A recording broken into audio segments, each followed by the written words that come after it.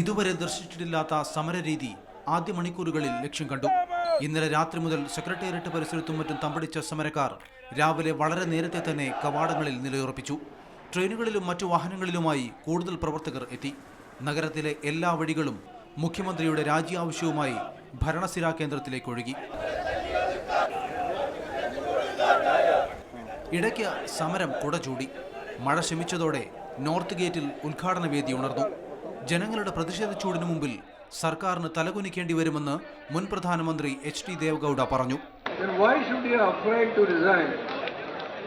സമരത്തെ നേരിടുന്ന ഉമ്മൻചാണ്ടിയുടെ നയത്തെ CPM general secretary Prakash Karat പരിഹസിച്ചു.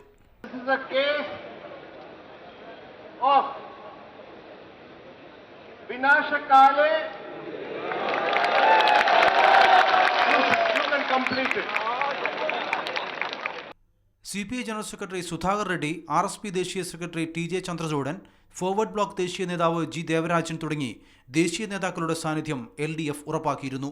പ്രതിപക്ഷ നേതാവ് VS അച്യുതാനന്ദൻ, CPM സംസ്ഥാന സെക്രട്ടറി പിണറായി വിജയൻ തുടങ്ങി LDFിലെ മുഴുവൻ നേതാക്കളും പ്രധാന ഗേറ്റിൽ സന്നിഹിതരായിരുന്നു. ആവേശവും ഉശിരും ആവോളമുണ്ട്. പക്ഷേ എത്ര നാൾ നീണ്ടു നിൽക്കണമെന്നത് സർക്കാരിൻ്റെ നിലപാടിനെ ആശ്രയിച്ചിരിക്കും. മുഹമ്മദ് നൗഫൽ, മാതൃഭൂമി ന്യൂസ്, തിരുവനന്തപുരം.